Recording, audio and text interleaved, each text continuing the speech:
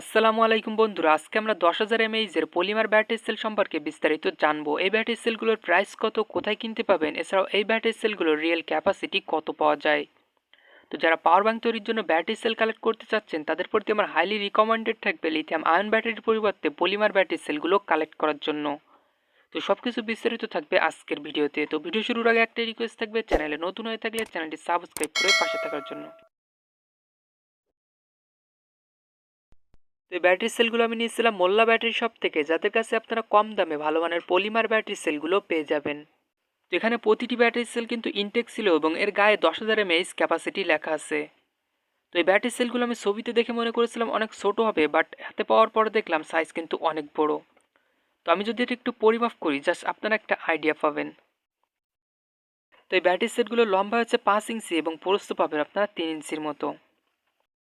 তো এগুলো কিন্তু পাওয়ার ব্যাংকের ব্যাটারি সেল। তো আপনারা যদি বড় সাইজের কোনো পাওয়ার ব্যাংক খুলেন তার ভিতরে দেখতে পাবেন যে 10,000 এমএএইচের পলিমার ব্যাটারি সেলগুলো সংযুক্ত করা আছে। তো এর গায়ে লেখা আছে 10,000 এমএএইচ। তো আমরা এখন পরিমাপ করে দেখবো এগুলোর রিয়েল ক্যাপাসিটি কত পাওয়া যায়।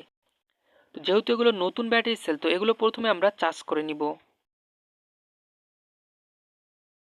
তো এই ব্যাটারি সেলগুলোর ক্যাপাসিটি অনেক বেশি হয়, কমপক্ষে 2 এম্পিয়ার ফাস্ট চার্জিং কোনো সার্কিট দিয়ে চার্জ করতে হবে, নাহলে ফুল চার্জ হতে 8 থেকে 10 ঘন্টা লাগতে পারে।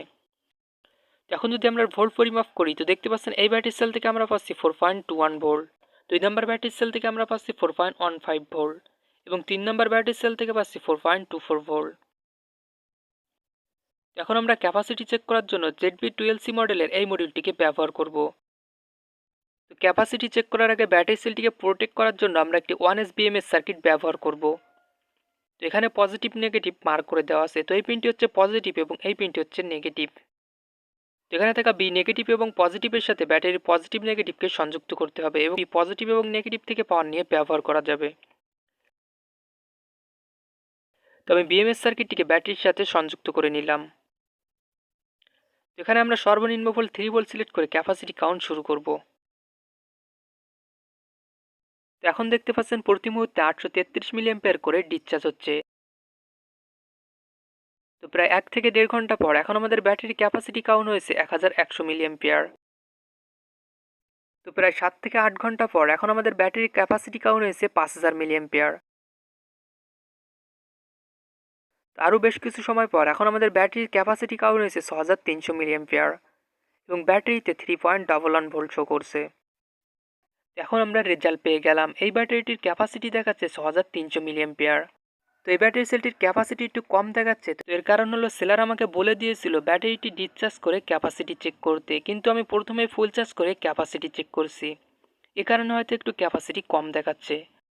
তারপরেও একটা ব্যাটারি সেল থেকে 6300 মিলি অ্যাম্পিয়ার কিন্তু অনেক বেশি, কারণ 18650 মডেলের ব্যাটারি সেলগুলো থেকে কিন্তু সর্বোচ্চ 3000 মিলি অ্যাম্পিয়ার পাওয়া যায়। সেক্ষেত্রে আমরা দুইটি ব্যাটারি সেল থেকে পাবো 6000 মিলি অ্যাম্পিয়ার, যেখানে একটি পলিমার ব্যাটারি সেল থেকে আমরা পাচ্ছি 6300 মিলি অ্যাম্পিয়ার। এখন আমরা এই ব্যাটারি সেলটির ক্যাপাসিটি চেক করব। তো এটিকে আমি ডিসচার্জ করে আবার ফুল চার্জ করে নিয়েছি। তো এর সাথে আমি একটি বিএমএস সার্কিট সংযুক্ত করে নিলাম। এরপর আমরা ব্যাটারি সেলটিকে মডিউলটির সাথে কানেক্ট করে নেব। এখানে সর্বনিম্ন 3 ভোল্ট সিলেক্ট করে আমরা ব্যাটারি ক্যাপাসিটি কাউন্ট শুরু করব। তো আমরা যদি এখানে নর্মাল মোডে ব্যাটারি ক্যাপাসিটি চেক করি তাহলে কিন্তু ক্যাপাসিটি একটু বেশি শো করবে। তো সেক্ষেত্রে অনেক সময় লাগতে পারে, সেজন্য আমি 800 মিলি অ্যাম্পিয়ার ডিসচার্জ রেখে ব্যাটারিটির ক্যাপাসিটি কাউন্ট করব। তো প্রায় 8 থেকে 10 ঘন্টা পর এখন দেখতে পাচ্ছেন আমাদের ব্যাটারির ক্যাপাসিটি কাউন্ট হয়েছে 6400 মিলি অ্যাম্পিয়ার।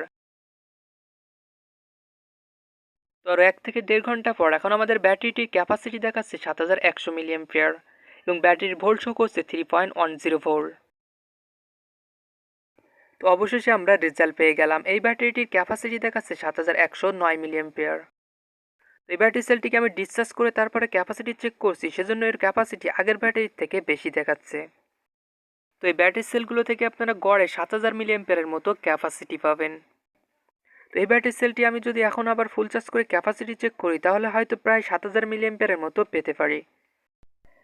তো এই ব্যাটারি সেলগুলো নর্মাল মোডে ক্যাপাসিটি চেক করলে ক্যাপাসিটি কিন্তু আরও বেশি দেখাবে এবং বেশি অ্যাম্পিয়ার লোড দিয়ে চেক করলে ক্যাপাসিটি কিন্তু কম দেখাবে।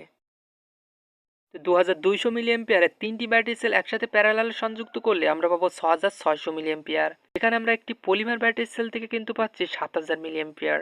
যেখানে কিন্তু আপনি একটি লিথিয়াম ব্যাটারি সেলের প্রাইজে একটি পলিমার ব্যাটারি সেল পেয়ে যাচ্ছেন। তো আপনি যদি পাওয়ার ব্যাংক তৈরির জন্য ব্যাটারি সেল কালেক্ট করতে চান, তো আপনার পড়তে হাইলি রিকমেন্ডেড থাকবে লিথিয়াম আয়ন ব্যাটারির পরিবর্তে পলিমার ব্যাটারি সেলগুলো কালেক্ট করার জন্য। তো আপনি যদি বড় সাইজের পাওয়ার ব্যাংকগুলো খোলেন, তাহলে দেখতে পাবেন যে 10,000 mAh এই ব্যাটারি সেলগুলো কানেক্ট করা আছে।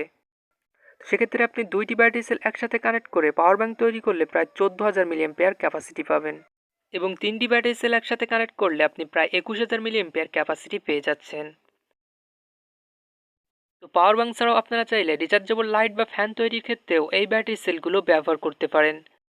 তো এই ব্যাটারি সেলগুলো ব্যবহার করলে আপনারা নর্মালি 8 থেকে 10 ঘন্টা ব্যাকআপ পাবেন, যেটা কিন্তু লিথিয়াম আয়ন ব্যাটারি সেল থেকে পাওয়া যাবে না। তো এই ব্যাটারি সেলগুলোর কিন্তু পজিটিভ দিকের পাশাপাশি কিছু নেগেটিভ দিকও আছে। এই ব্যাটারি সেলগুলো চার্জ করার সময় ওভার চার্জ হয়ে গেলে কিন্তু ফুলে গিয়ে নষ্ট হয়ে যেতে পারে। এছাড়াও ব্লাস্ট হওয়ারও সম্ভাবনা থাকে। এছাড়াও ওভার ডিসচার্জ অথবা শর্ট সার্কিট হলেও ব্যাটারি সেলগুলো ড্যামেজ হয়ে যাবে। তো এই সবগুলো থেকে প্রোটেক্ট করার জন্য আপনাকে একটি 1S BMS সার্কিট সংযুক্ত করতে হবে। আমি এই ব্যাটারির সাথে একটি BMS সার্কিট সংযুক্ত করে নিয়েছি। এছাড়াও আপনারা 2S অথবা 3S BMS সার্কিট ব্যবহার করে 8 ভোল্ট এবং 12 ভোল্টের ব্যাটারি প্যাক তৈরি করতে পারবেন। তো আপনারা যদি 12 ভোল্টের ব্যাটারি প্যাক তৈরির ভিডিও চান, তো অবশ্যই কমেন্ট করে জানাবেন। তো এই ব্যাটারি সেলগুলো কিন্তু বেশ কিছু ক্ষেত্রে ইউজ করা যায় না, যেমন যেখানে টেম্পারেচার বেশি থাকে সেখানে এই ব্যাটারি সেলগুলো ব্যবহার করা যায় না। এছাড়াও সৌর বিদ্যুৎ অথবা বাইকের ব্যাটারি প্যাক তৈরি করার জন্য পলিমার ব্যাটারি সেলগুলো ব্যবহার করা যায় না। তো সেক্ষেত্রে আপনারা ফসফেট ব্যাটারি সেলগুলো ব্যবহার করতে পারেন। এগুলো দিয়ে 12 ভোল্ট ব্যাটারি প্যাক তৈরি করে আপনারা সৌর বিদ্যুৎ অথবা বাইকে ব্যবহার করতে পারবেন। আর এই ব্যাটারি সেলগুলো আমি নিয়েছিলাম মোল্লা ব্যাটারি শপ থেকে, যাদের কাছে আপনারা লো প্রাইজে ভালো মানের পলিমার ব্যাটারি সেলগুলো পেয়ে যাচ্ছেন।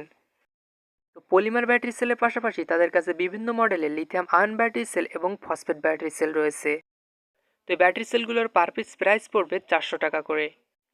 তবে 3 পিস নিলে আপনার টোটাল প্রাইস পড়বে 1100 টাকা, আর 3 পিসের বেশি নিলে আপনার প্রাইস পড়বে 350 টাকা করে। তো তাদের কন্ট্যাক্ট নাম্বার এবং ফেসবুক পেজ লিঙ্ক এই ভিডিওর ডিসক্রিপশন বক্সে দেওয়া আছে। তো আপনি ব্যাটারি সেলগুলো নিতে চাইলে অবশ্যই তাদের সাথে কন্ট্যাক্ট করে তারপরে অর্ডার করবেন। তো লিথিয়াম আয়ন ব্যাটারির থেকে কিন্তু পলিমার ব্যাটারি সেলগুলোর সাইকেল লাইফ অনেক বেশি হয়ে থাকে। তো আপনি যদি ভালো মানের একটি বিএমএস সার্কিট সংযুক্ত করে নেন, তাহলে দীর্ঘদিন যাবত এই ব্যাটারি সেলগুলো ইউজ করতে পারবেন। তো বন্ধুরা, ভিডিওটি ভালো লাগলে অবশ্যই একটি লাইক করবেন এবং বন্ধুদের সাথে শেয়ার করবেন। আর এরকম নতুন নতুন ভিডিও পেতে চাইলে অবশ্যই চ্যানেলটি সাবস্ক্রাইব করে পাশে থাকা বেল আইকন অল প্রেস করে দিবেন।